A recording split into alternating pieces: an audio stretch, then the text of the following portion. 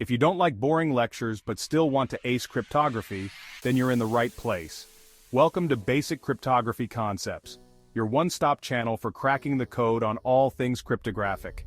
Today, we're talking ciphers, hashes, and digital signatures. First up, ciphers.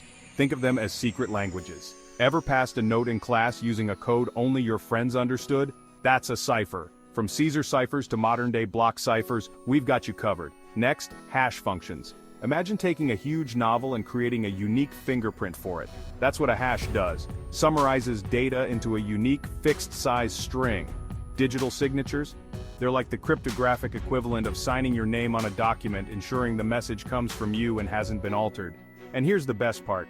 We'll show you how to practice encryption and decryption, tackle cryptographic problems, and even delve into the fascinating history and ethics of cryptography.